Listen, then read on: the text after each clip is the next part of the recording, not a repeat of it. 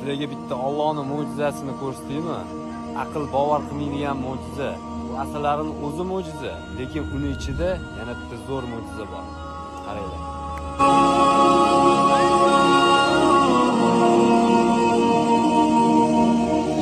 Ya Rab benim